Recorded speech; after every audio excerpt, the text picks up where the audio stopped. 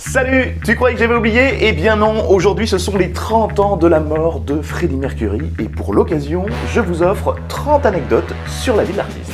C'est parti!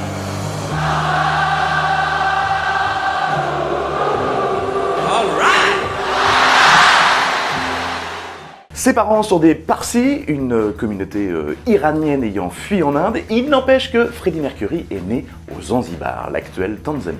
Nom de naissance de Freddie Mercury, Farrokh Bulsara. Son premier groupe, The Actis, a 12 ans et dans lequel il joue du piano. Lorsqu'il déménage en Angleterre, il est quasi voisin du futur guitariste de Queen, Brian May, qu'il rencontrera pourtant 11 ans plus tard. Entre autres boulots, eh bien Freddie a travaillé notamment comme bagagiste dans un des aéroports de Londres.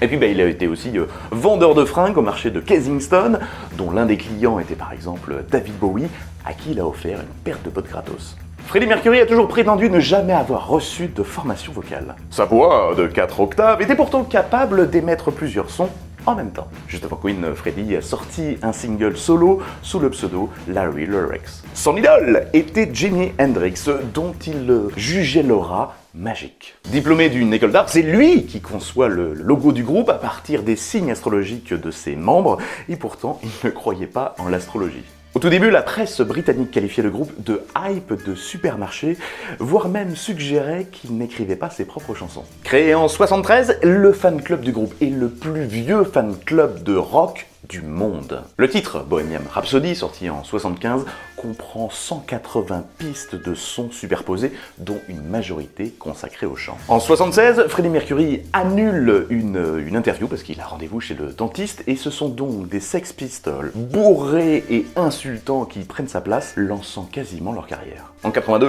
le duo Under Pressure avec David Bowie n'était absolument pas prévu. Même si l'exercice, à l'enregistrement a ressemblé plutôt à un combat de coq, l'idée est venue parce que Bowie enregistrait des voix dans le studio voisin. L'année suivante, Freddie Mercury commence à enregistrer avec Michael Jackson, sauf que l'américain est plutôt contrarié de la toxicomanie de l'un, alors que l'anglais, lui, c'est plutôt le lama que l'autre ramène en studio. 3 ans avant, c'est d'ailleurs Michael Jackson qui avait convaincu le groupe d'utiliser en single Another One Bites the Dust, titre qui aurait dû finir sur la BO du film Rocky si les droits d'utilisation n'étaient pas aussi chers.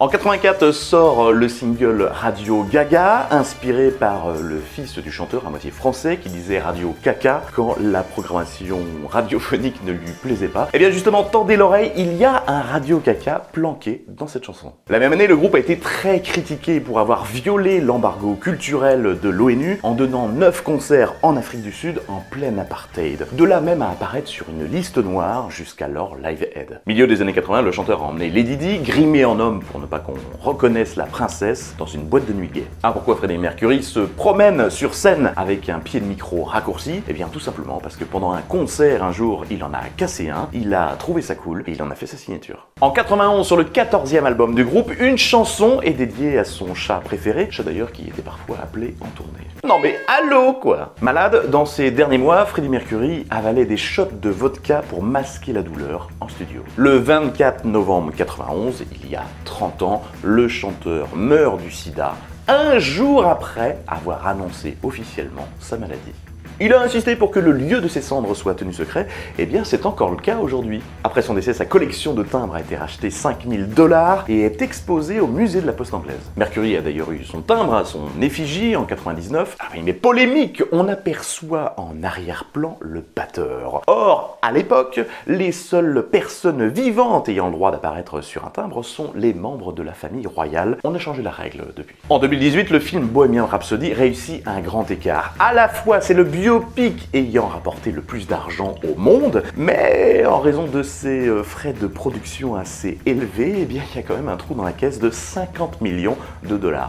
Au Royaume-Uni, Queen a vendu plus d'albums que les Beatles entre 55 et 95. Et oui, attends, il disait quoi déjà Lennon? Que les Beatles sont plus populaires que Jésus? Et alors, Queen c'est quoi? Dieu? Prends ça! Voilà, c'est fini pour aujourd'hui. N'hésitez pas à me rendre visite sur les réseaux, sur Facebook, Twitter, Instagram, de me soutenir sur Utip et sur Tipeee. D'ailleurs, à ce propos, je vous ferai un live la semaine prochaine. Il se trouve que... et c'est ma faute, je ne reçois pas vos dons mensuels. Oui, j'ai fait une mauvaise manipulation sur le site, donc je vais changer le principe. Je vous explique ça la semaine prochaine. Et puis, vous le voyez, je suis en train de construire un studio, comme ça, voilà, on sera tout confort, tout cosy. Donc vous allez voir progressivement le décor évoluer. D'ici là, eh bien, à la semaine prochaine.